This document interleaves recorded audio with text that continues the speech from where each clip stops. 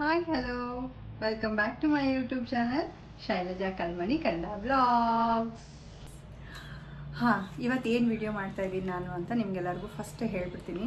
Actually ನಾನು ಈ ವಾರದ ಮಂಡೇ ಮೋಟಿವೇಶ್ನಲ್ ವಿಡಿಯೋನ ಸ್ಕಿಪ್ ಮಾಡಿದೆ. ಯಾಕಂದರೆ ನನಗೆ ಮೋಟಿವೇಶನ್ ಇರಲಿಲ್ಲ. ಬಿಕಾಸ್ ನಾನು 3 ಡೇಸ್ ಟ್ರಿಪ್ಪಿಗೆ ಹೋಗಿದ್ದೆ. ನೀವು ಆಲ್ರೆಡಿ ನನ್ನ ಟ್ರಿಪ್ ವಿಡಿಯೋ ಅಪ್ಲೋಡ್ ಮಾಡಿದ್ದೀನಿ, ನೋಡ್ತಾ ಇದ್ದೀರಾ ತುಂಬ ಜನ. Thank you so much. ಆದರೆ ಸಂಡೇ ನಾವು ನೈಟ್ ಲೇಟಾಗಿ ಬಂದಿರೋದ್ರಿಂದ ನನಗೆ ಮಂಡೇ ವರ್ಕ್ ಇತ್ತು. ಹಾಗೆ ಮನೆ ಕೆಲಸ, ಟ್ರಿಪ್ಗೆ ಹೋದ್ಮೇಲೆ ಟ್ರಾವೆಲ್ ಮಾಡಿ ಬಂದಮೇಲೆ ನಾವು ಅದರದ್ದು ಕ್ಲೀನಿಂಗು ಸ್ವಲ್ಪ ಅದೆಲ್ಲ ಕೆಲಸ ಇರುತ್ತೆ. ಸೊ ಹಾಗಾಗಿ ನನಗೆ ಮಂಡೇ ಮೋಟಿವೇಶ್ನಲ್ ವ್ಲಾಗ್ನ ಮಾಡೋಕ್ಕಾಗಿರಲಿಲ್ಲ. ಬಟ್ ನೆವರ್ ದ ಲೇಟ್, ನಾನು ಆ ವಿಡಿಯೋನ ನಿಮಗೆ ಇಲ್ಲಿ ಮಾಡ್ತಾಯಿದ್ದೀನಿ. ಅಂದರೆ ಏನು ಮೋಟಿವೇಶ್ನಲ್ ವ್ಲಾಗ್ ಅಂದರೆ ನನ್ನ ಜರ್ನಿ, ನನ್ನ ಪರ್ಸ್ನಲ್ ಲೈಫ್ನ ಒಂದು ಬ್ಯೂಟಿಫುಲ್ ಮತ್ತು ಚಾಲೆಂಜಿಂಗ್ ಜರ್ನಿನ ನಾನು ನಿಮ್ಮ ಜೊತೆ ಶೇರ್ ಮಾಡ್ತಾಯಿದ್ದೀನಿ. ಡೆಫಿನೆಟ್ಲಿ ಇದು ನಿಮಗೆ ಕೆಲವರಿಗೆ ಯಂಗ್ಸ್ಟರ್ಸಿಗೆ ತುಂಬ ಮೋಟಿವೇಟ್ ಮಾಡ್ಬೋದು. ಯಂಗ್ಸ್ಟರ್ಸ್ ಅಂದರೆ ಟೀನೇಜರ್ಸ್ ಆಗಲಿ, ಅಥವಾ ಲೇಟ್ 20s ಇರೋರಾಗಲಿ, ಅಥವಾ ಸ್ಪೆಷಲಿ ಲವ್ ಮ್ಯಾರೇಜ್ ಮಾಡ್ಕೊಳ್ಬೇಕು, ಮನೇಲಿ ಹೇಗಪ್ಪ ಒಪ್ಪಿಸೋದು, ಏನೇನು ಪ್ರಾಬ್ಲಮ್ಸ್ ಬರುತ್ತೆ, ಹೆಂಗೆ ಫೇಸ್ ಮಾಡೋದು ಅನ್ನೋವಂಥ ಒಂದು ಟೆನ್ಷನ್ಗಳಿದ್ದರೆ ಡೆಫಿನೆಟ್ಲಿ ಈ ವಿಡಿಯೋ ನಿಮಗೋಸ್ಕರ ಆಗಿರುತ್ತೆ. So let's get start. ನಾನು ನಿಮ್ಗೆ ಹೇಳಿದಾಗೆ ನಂದು ಲವ್ ಮ್ಯಾರೇಜ್. ಸೊ ನನ್ನ love story is a big story. ನಾನು ಮತ್ತೊಮ್ಮೆ ಹೇಳ್ತೀನಿ ನಿಮಗೆ ಅದನ್ನು. ಬಟ್ ನನ್ನ ಮದುವೆ ಸ್ಟೋರಿನ ನಾನು ಇವತ್ತು ಹೇಳ್ತಾ ಇದ್ದೀನಿ. ನನ್ನ ಲವ್ ಸ್ಟೋರಿಯಿಂದ ನನ್ನ ಮದುವೆ ಸ್ಟೋರಿಗೆ ಹೇಗೆ ನಾನು ಪ್ರಮೋಷನ್ ತೊಗೊಂಡೆ, ಅಂದರೆ ನಾನು ಹೇಗೆ ಮನೆಯವ್ರನ್ನೆಲ್ಲ ಕನ್ವಿನ್ಸ್ ಮಾಡಿದೆ, ಏನೇನು ಚಾಲೆಂಜಸ್ ಆಯಿತು, ಅದ್ರ ಬಗ್ಗೆ ನಾನು ನಿಮಗೆ ಇಲ್ಲಿ ಹೇಳ್ತೀನಿ. ನಾನು ಆಲ್ಮೋಸ್ಟ್ 2.5 to 3 years IT ಫೀಲ್ಡಲ್ಲಿ ವರ್ಕ್ ಮಾಡ್ತಾ ಇರುವಾಗ ನನ್ನ ಮ್ಯೂಚುವಲ್ ಫ್ರೆಂಡ್ ಕಡೆಯಿಂದ ನನಗೆ ಒಬ್ಬರು ಫ್ರೆಂಡ್ ಪರಿಚಯ ಆದರು. ಅಂದರೆ ವಿ ವರ್ ಲೈಕ್ ಫ್ರೆಂಡ್ಸ್. ಅಂದರೆ ನಾನು ಆ ಟೈಮಲ್ಲಿ ಸ್ವಿಚ್ ಮಾಡಬೇಕು ಅಂತ ನೋಡ್ತಾ ಇದ್ದೆ, ಅಂದರೆ ಕಂಪ್ನಿ ಸ್ವಿಚ್ ಮಾಡಬೇಕು ಅಂತ. ಆಗ ನಾನು ಆ ಕಂಪ್ನಿಯ ರೆಫರಲ್ಗೋಸ್ಕರ ಅವರನ್ನು ಕಾಂಟ್ಯಾಕ್ಟ್ ಮಾಡಿದ್ದೆ. ಸೊ ಆ ಕಾಂಟ್ಯಾಕ್ಟ್ ನಂಬರ್ ಶೇರ್ ಆಯಿತು, ಡೀಟೇಲ್ಸ್ ಎಲ್ಲ, ಅಂದರೆ ಮ್ಯೂಚುವಲಿ ನಾವು ಡೀಟೇಲ್ಸ್ ಎಲ್ಲ ಶೇರ್ ಮಾಡ್ಕೊಂಡ್ವಿ. So professionally only. ಅದಾದಮೇಲೆ I don't know, Hi found I am very interesting. So okay, ಒಂದು ಕಪಲ್ ಆಫ್ ಟೈಮ್ಸ್ ಮೀಟ್ ಮಾಡಿದ್ವಿ. ಅದಾದಮೇಲೆ ನಮಗೆ ಹೀ propose me and I accepted. ಅದೆಲ್ಲ ಆದಮೇಲೆ ಇವಾಗ ಮದುವೆ ಆಗಬೇಕು ಅಂತ ಡಿಸೈಡ್ ಮಾಡಿದ್ವಿ. ಸೊ ಮದುವೆ ಆಗಬೇಕು ಅಂತ ಡಿಸೈಡ್ ಮಾಡಿದ್ಮೇಲೆ ನಮ್ಮ ಕಲ್ಚರ್ಗಳು, ನಮ್ಮ ಸಂಸ್ಕೃತಿ, ನಮ್ಮ ರೀಜನ್ ತುಂಬ ಡಿಫ್ರೆಂಟ್. ನಾನು ಆಲ್ರೆಡಿ ಕೆಲವು ವಿಡಿಯೋಲಿ ಹೇಳಿದ್ದೀನಿ.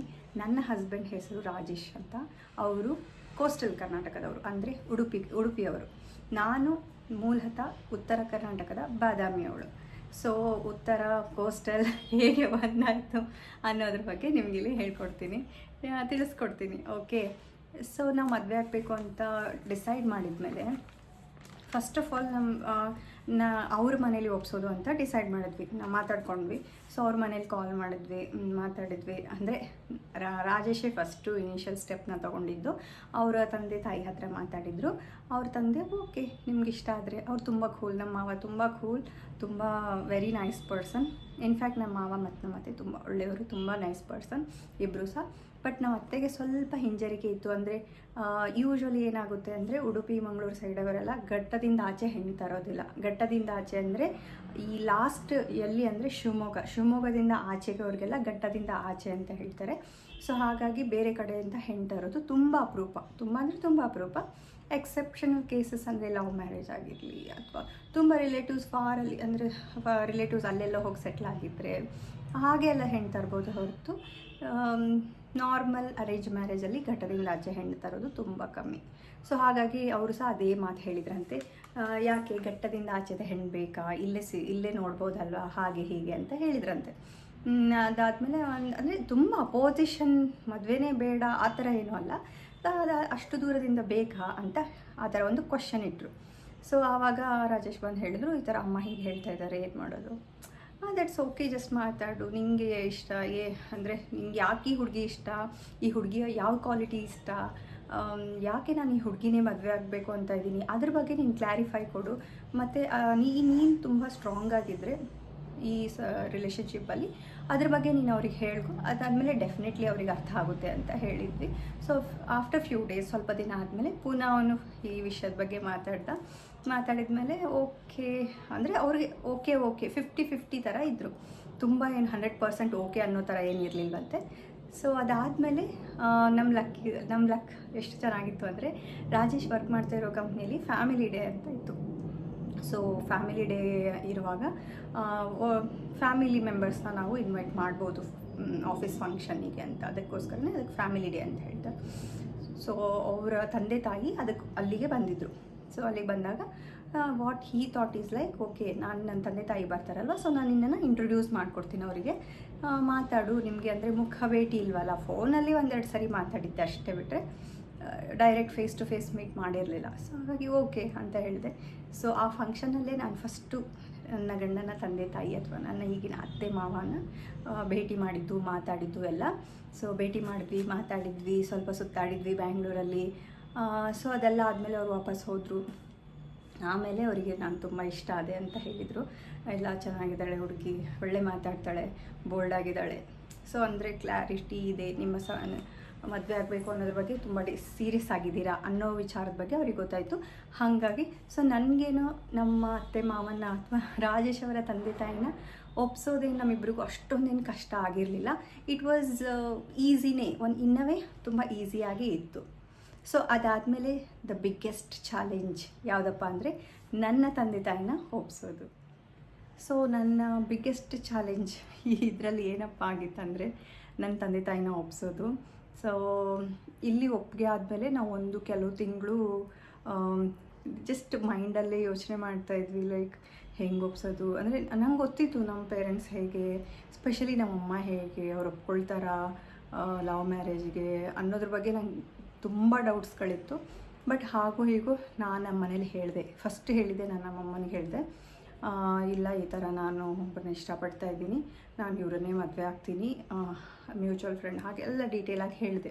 ಹೇಳಿದ್ಮೇಲೆ ನಮ್ಮಮ್ಮ ಬಿಲ್ಕುಲ್ ಆಗಲ್ಲ, ಲವ್ ಮ್ಯಾರೇಜ್ ಅಂದರೆ ಆಗೋದೇ ಇಲ್ಲ, ಅದರಲ್ಲೂ ಅಷ್ಟು ದೂರದಿಂದ ಅವರ ಊಟ ವ್ಯವಸ್ಥೆ ಹೇಗೋ, ಅವರ ನಡವಳಿಕೆಗಳು ಹೇಗೋ, ಅಂದರೆ ಯಾವತ್ತೂ ಆ ಪ್ಲೇಸಿಗೆ ಬರದೆ, ಆ ಜನಗಳ ಬಗ್ಗೆ ತಿಳ್ಕೊಳ್ದೇನೆ ಅವರ ಒಪಿನಿಯನ್ ಅದು ಹಾಗಿತ್ತು. ಓಕೆ, ಸೊ ಅದೆಲ್ಲ ಆದಮೇಲೆ ನಮ್ಮಮ್ಮ ಒಪ್ಕೊಳ್ಳಲ್ಲನೇ ಅಂತ ಆಯಿತು. ಬಟ್ ಹಾಗೆಯೇ ಕೆಲವು ತಿಂಗಳು, ಆಲ್ಮೋಸ್ಟ್ 6 to 7 months ಆದಮೇಲೆ ನಮ್ಮ ತಂದೆ ಹತ್ರ ನಾನು ಮಾತಾಡಿದೆ. ಅಂದರೆ ನಮಗೆ ಹುಡುಗನ ನೋಡೋಕ್ಕೆ ಸ್ಟಾರ್ಟ್ ಮಾಡಿದ್ಮೇಲೆ ನಮ್ಮ ತಂದೆ ಹತ್ರ ನಾನು ಮಾತಾಡಿದ್ಮೇಲೆ ನಮ್ಮಮ್ಮನೂ ಆಲ್ಮೋಸ್ಟ್ ಅಷ್ಟೊತ್ತರಲ್ಲಿ ಹೇಳಿದರು ಅನಿಸುತ್ತೆ, ಈ ಥರ ನಾನು ಅವಳು ಒಂದು ಹುಡುಗನ ಇಷ್ಟಪಡ್ತಾ ಇದ್ದಾಳೆ, ಅವ್ರನ್ನೇ ಮದುವೆ ಆಗಬೇಕು ಅಂತ ಇದ್ದಾಳೆ ಅಂತ. ಸೊ ಅಷ್ಟೆಲ್ಲ ಆದಮೇಲೆ ನಮ್ಮಮ್ಮ, ಬೇಡ ಬೇರೆ ಕಾಸ್ಟ್ ಅವ್ರನ್ನ ಆಗೋದೇ ಇಲ್ಲ, ನಾವು ಮದುವೆಗೆ ಬರಲ್ಲ, ನೀನೇನಾದರೂ ಮಾಡ್ಕೊ, ಹಾಗೆ ಹೀಗೆ ಎಲ್ಲ ಹಾಗೇ. ಅಂದರೆ ಅಪೋಸಿಷನ್ ತುಂಬ ಸ್ಟ್ರಾಂಗಾಗಿ ಅಪೋಸ್ ಮಾಡ್ತಾಯಿದ್ರು ನಮ್ಮ ತಾಯಿ. ಬಟ್ ನನ್ನ ತಂದೆ ಸ್ವಲ್ಪ ಸಪೋರ್ಟಿವ್ ಆಗಿರೋದ್ರಿಂದ ನಮ್ಮ ತಂದೆ ಹೇಳಿದರು, ಒಮ್ಮೆ ಬರಲಿ, ದೂರ ಆದ್ರೇನು, ಎಲ್ಲ ಮನುಷ್ಯರೇ ಅಲ್ವಾ, ಒಳ್ಳೆ ಫ್ಯಾಮಿಲಿ ಇದ್ದರೆ, ಒಳ್ಳೆ ಹುಡುಗ ಇದ್ದರೆ ಯಾಕೆ ಆಗಬಾರ್ದು, ಒಮ್ಮೆ ಬರಲಿ, ಬಂದು ನೋಡ್ಕೊಂಡು ಹೋಗಲಿ, ಅವರು ನಮ್ಮನ್ನು ಭೇಟಿಯಾಗಲಿ, ನಾವು ಅವ್ರನ್ನ ಭೇಟಿಯಾಗಲಿ, ಸೊ ಆಮೇಲೆ ನಮ್ಮ ಒಪಿನಿಯನ್ ಹೇಗಾಗುತ್ತೋ ಅಂತ. So he was so matured and ಅವ್ರು ಹೇಳಿದ್ಮೇಲೆ ನಾನು ರಾಜೇಶ್ ಹತ್ರ ಮಾತಾಡಿ ಒಂದು ಸರಿ ಮೀಟಿಂಗ್ ಅರೇಂಜ್ ಮಾಡಿದ್ವಿ. ಮೀಟಿಂಗ್ ಇನ್ ದ ಸೆನ್ಸ್ ನಮ್ಮ ಊರಲ್ಲಿ ಜಾತ್ರೆ ಇತ್ತು ಆ ಟೈಮಲ್ಲಿ. ಸೊ ಹೇಗೂ ಅದು ಜಾತ್ರೆಗೆ ಅಥವಾ ಫಂಕ್ಷನಿಗೆ ಬಂದಂಗೆ ಆಗುತ್ತೆ ಅಂತ ಬನ್ನಿ ಅಂತ ಹೇಳಿದೆ. ಸೊ ಅವರೊಂದು 6-7 ಮೆಂಬರ್ಸ್ ಬಂದಿದ್ದರು ಅಲ್ಲಿಂದ. ಸೊ ಬಂದು ಮಾತಾಡಿದ್ಮೇಲೆ ಸ್ವಲ್ಪ ಒಪಿನಿಯನ್ಗಳು ಚೇಂಜ್ ಆಗ್ತಾ ಬಂತು. ಒಂದು ಫನಿ ಥಿಂಗ್ ಏನಾಯಿತು ಅಂದರೆ, ಇಲ್ಲಿ ಮಾತಾಡಬೇಕಾಗಿರೋದು ದೊಡ್ಡವರು, ಆಫ್ಕೋರ್ಸ್ ದೊಡ್ಡವ್ರು ಮಾತಾಡಬೇಕು. ಬಟ್ ಇದು ಲವ್ ಮ್ಯಾರೇಜ್ ನಾವು ಒಪ್ಸ್ತಾ ಇರೋದ್ರಿಂದ ಹುಡುಗ ಹುಡುಗಿ ನಾವೆಷ್ಟು ಸ್ಟ್ರಾಂಗ್ ಆಗಿದ್ದೀವಿ ನಮ್ಮ ರಿಲೇಷನ್ಶಿಪ್ ಬಗ್ಗೆ ಅನ್ನೋದನ್ನು ನಾವು ಮನವರಿಕೆ ಮಾಡಿಕೊಡ್ಬೇಕು ತಂದೆ ತಾಯಿಗೆ. ಸೊ ಆವಾಗ ನಾವು ತುಂಬ ಸ್ಟ್ರಾಂಗಾಗಿ ಸ್ಟ್ಯಾಂಡ್ ತೊಗೊಂಡು ಮಾತಾಡಬೇಕಾಗತ್ತೆ. ಬಟ್ ನಾನು ಆಲ್ರೆಡಿ ನಮ್ಮ ಪೇರೆಂಟ್ಸ್ ಆಗಲಿ, ಅವ್ರ ಪೇರೆಂಟ್ಸ್ ಹತ್ರ ಆಗಲಿ ತುಂಬ ಕ್ಲಿಯರಾಗಿ ಮಾತಾಡಿದ್ದೆ.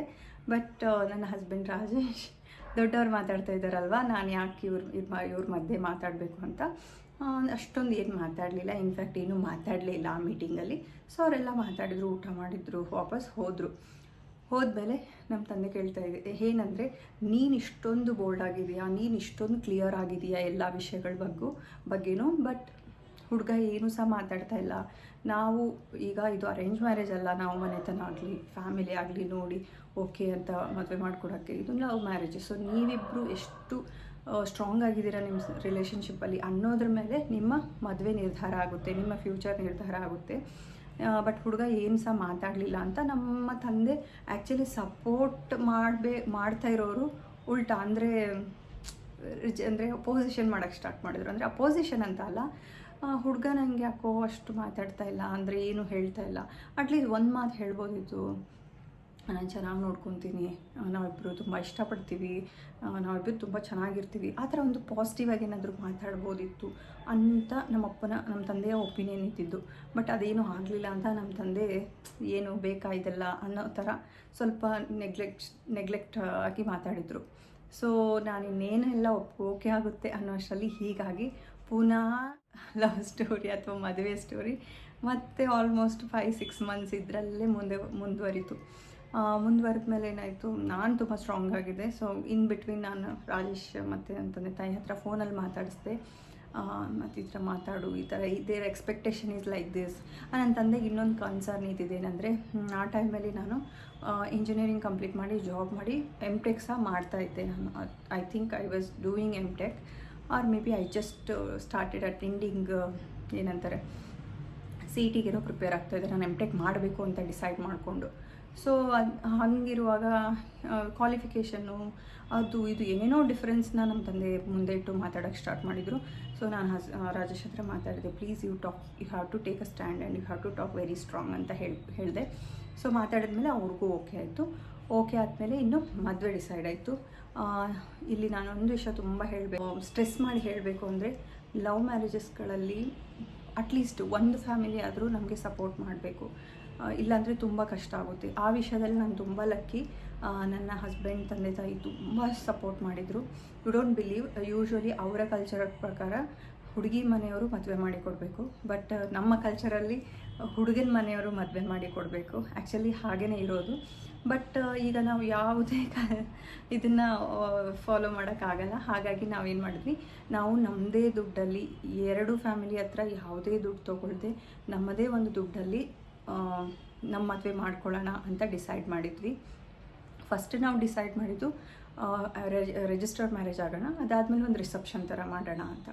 ಬಟ್ ಅದು ಮದುವೆ ಮಾತುಕತೆ ಮಾಡ್ತಾ ಮಾಡ್ತಾ ಮಾಡ್ತಾ ಹೆಂಗಾಯಿತು ಅಂದರೆ, ಇಲ್ಲ ಒಂದು ಸಣ್ಣದಾಗಿ ಟೆಂಪಲಲ್ಲೇ ಮದುವೆ ಮಾಡೋಣ ಅಂತ ಆಯಿತು. ಯಾಕಂದರೆ ನಮ್ಮ ಅತ್ತೆ ಮಾವನಿಗೆ ತುಂಬ ಆಸೆ ಇತ್ತು, ಎಲ್ಲರೂ ಕರಿಬೇಕು, ನಾವು ಹೇಗೆ ಎಲ್ಲರೂ ಮದುವೆಗೆ ಹೋಗ್ತೀವಿ ಅವರೆಲ್ಲ ನಮ್ಮ ಮದುವೆಗೆ ಬರಬೇಕು, ಅವ್ರಿಗೇನಾದರೂ ಒಂದು ಗಿಫ್ಟ್ಸ್ ಕೊಡಬೇಕು, ಆ ಥರ ಎಲ್ಲ ಅವ್ರಿಗೆ ಆಸೆ ಇತ್ತು. ಅದು ತಪ್ಪಂತ ನಾನು ಹೇಳ್ತಾ ಇಲ್ಲ, ಅವರ ಆಸೆಗಳು ಸಹ ನಾವು ರೆಸ್ಪೆಕ್ಟ್ ಮಾಡಬೇಕು. ಸೊ ಹಾಗಾಗಿ ಒಂದು ದೇವಸ್ಥಾನದಲ್ಲಿ ಅಥವಾ ಒಂದು ಮೀಡಿಯಮ್ ಆಗಿರೋ ಒಂದು ಖರ್ಚಲ್ಲಿ ಮದುವೆ ಆಗಬೇಕು ಅಂತ ಡಿಸೈಡ್ ಆಯಿತು. ಸೊ ಮದುವೆ ಅಂತೂ ಒಂದು ದೇವಸ್ಥಾನದಲ್ಲಿ ಸಿಂಪಲಾಗಿ ಆಗಬೇಕು ಅಂತ ಡಿಸೈಡ್ ಆಯಿತು. ಆದರೆ ಈಗ ದುಡ್ಡಿನ ವ್ಯವಸ್ಥೆ ಅಂದರೆ ಹೌ ಟು ಅರೇಂಜ್ ಫಿನಾನ್ಸ್ ಅನ್ನೋದ್ರ ಬಗ್ಗೆ ಪ್ರಶ್ನೆ ಸ್ಟಾರ್ಟ್ ಆಯಿತು. ಸೊ ನಾವಿಬ್ಬರು ಡಿಸೈಡ್ ಮಾಡಿದ್ವಿ, ನಮ್ಮ ಖರ್ಚಲ್ಲಿ ನಮ್ಮ ಹತ್ರ ಇರೋ ಅಮೌಂಟಲ್ಲೇ ನಾವು ಮದುವೆ ಆಗಬೇಕು. ನಾವು ನಮ್ಮ ತಂದೆ ತಾಯಿ ಅಥವಾ ಅವ್ರ ತಂದೆ ತಾಯಿ ಹತ್ರ ಯಾವುದೇ ದುಡ್ಡು ತೊಗೊಳ್ಬಾರ್ದು.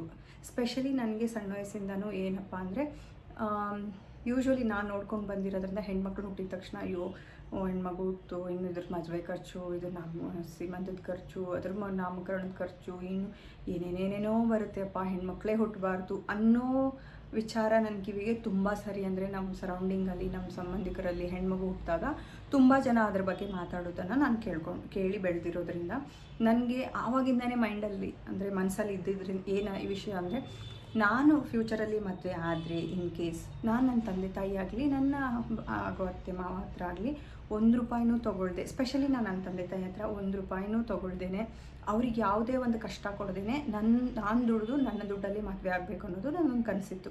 ಸೊ ಇಲ್ಲಿ ಅದೇ ಥರ ನಾವು ಮಾಡಬೇಕು ಅನ್ನೋ ಒಂದು ಡಿಸೈಡ್ ಮಾಡಿದ್ವಿ.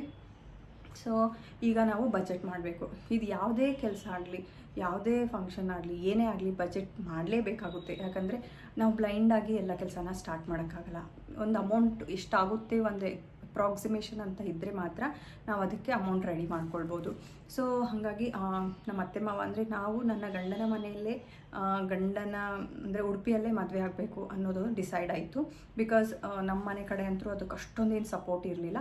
ನಮ್ಮ ಅತ್ತೆ ಮಾವ ಪಾಪ ತುಂಬ ಸಪೋರ್ಟ್ ಮಾಡಿದರು. ಸೊ ಎಲ್ಲ ಕೆಲಸಗಳು ಮದುವೆ ಎಲ್ಲ ಅಲ್ಲೇ ಆಗೋದು ಅಂತ ಡಿಸೈಡ್ ಆದಮೇಲೆ ಎಷ್ಟು ಖರ್ಚಾಗ್ಬೋದು ಅಂತ ಒಂದು ರಫ್ ಆಗಿ ನಾವು ಕ್ಯಾಲ್ಕುಲೇಟ್ ಮಾಡಿದಾಗ ನಮಗೆ ಅರೌಂಡ್ 4 to 5 ಲ್ಯಾಕ್ ಅಂದರೆ ಇದು ಸಿಂಪಲ್ ಮ್ಯಾರೇಜ್, ಬಟ್ ಒಂದು 4 to 5 ಲ್ಯಾಕ್ ಅಂದರೂ ಬೇಕಾಗುತ್ತೆ. ಯಾಕಂದರೆ ನಮ್ಮ ಅತ್ತೆ ಮಾವನ ಕಡೆ ತುಂಬ ರಿಲೇಟಿವ್ಸ್ ಇದ್ದಾರೆ. ನಾವು ಆ್ಯಕ್ಚುಲಿ ಎಸ್ಟಿಮೇಟ್ ಮಾಡಿದ್ದು ಒಂದು 5 to 600 ಅಂತ, ಬಟ್ ಆ್ಯಕ್ಚುಲಿ ನಮ್ಮ ಮದುವೆಯಲ್ಲಿ 700 ಆ್ಯಂಡ್ ಅಬೋವ್ ಮೆಂಬರ್ಸ್ ಬಂದಿದ್ದರು, ಅಷ್ಟು ಜನ ಬಂದಿದ್ದರು. ಸೊ ಹಾಗಾಗಿ ಊಟದ ವ್ಯವಸ್ಥೆಗೆ ತುಂಬ ಊಟದೇ ತುಂಬ ಜಾಸ್ತಿ ಖರ್ಚಿರುತ್ತೆ. ಅದರಲ್ಲಿ ನಮ್ಮತ್ತೆ ಹೇಳಿದರು, ನಮ್ಮ ಸಂಬಂಧಿಕರಿಗೆಲ್ಲ ಸೀರೆ ಕೊಡಬೇಕು, ಗಿಫ್ಟ್ಸ್ ಕೊಡಬೇಕು, ಯಾಕಂದರೆ ನಾನು ಎಲ್ಲರ ಮದುವೆಗೂ ಹೋಗಿದ್ದೀನಿ, ಅವರೆಲ್ಲ ನಮ್ಗೆ ಕೊಟ್ಟಿದ್ದಾರೆ.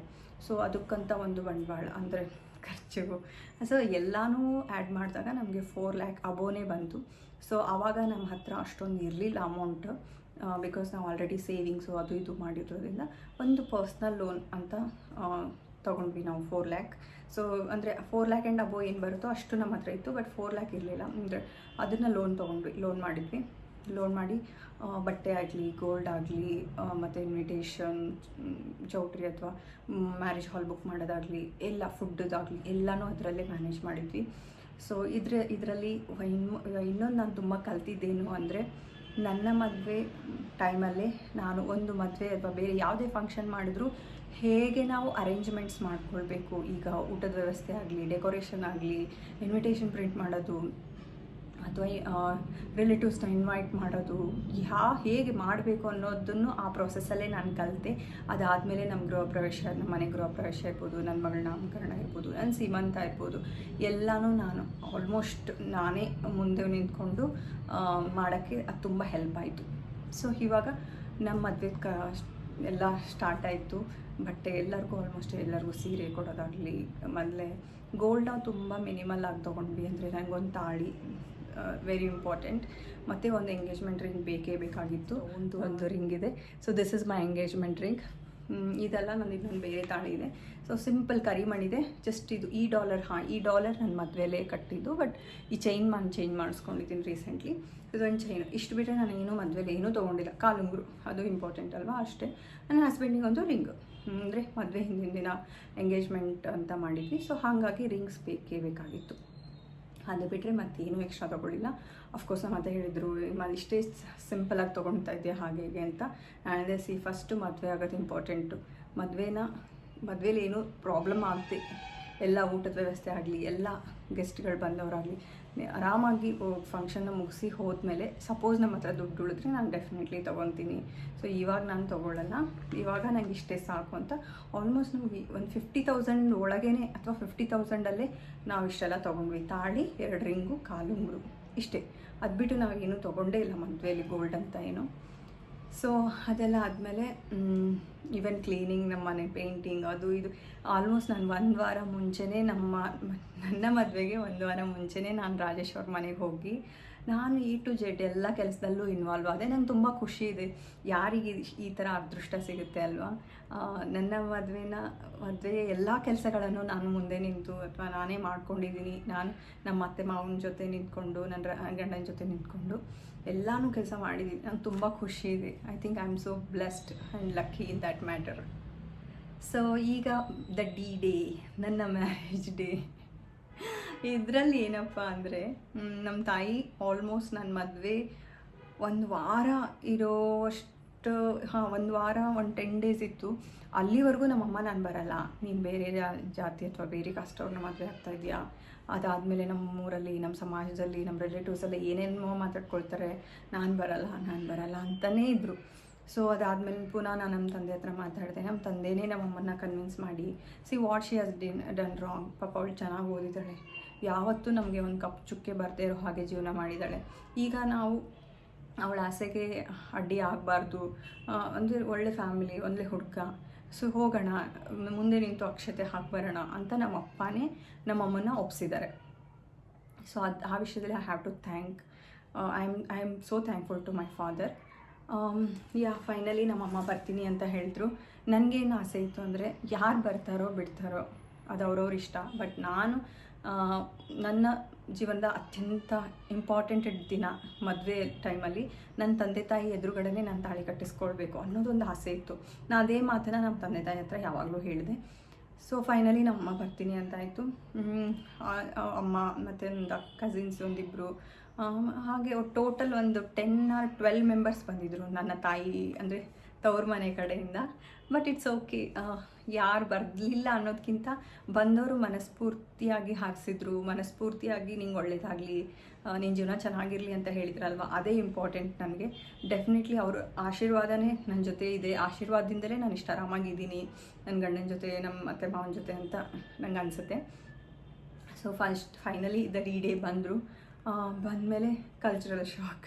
ನಾನು ನಿಮ್ಗೆ ಹೇಳ್ದಾಗೆ ತುಂಬ ಕಲ್ಚರಲ್ ಶಾಕ್ ಆಯಿತು. ಅಂದರೆ ಅವರಿಗೆ ಇಲ್ಲಿ ತುಂಬ ಹ್ಯೂಮಿಡಿಟಿ, ತುಂಬ ಸೆಕೆ. ಅಲ್ಲಿ ಅಫ್ಕೋರ್ಸ್ ನಮ್ಮೂರಲ್ಲೂ ಸೆಕೆ ಇದ್ದರೂ ಸಹ ಈ ಹ್ಯೂಮಿಡಿಟಿ, ಕೋಸ್ಟಲ್ ರೀಸನಲ್ಲಿರೋ ಹ್ಯೂಮಿಡಿಟಿ ತುಂಬ ಡಿಫ್ರೆಂಟ್.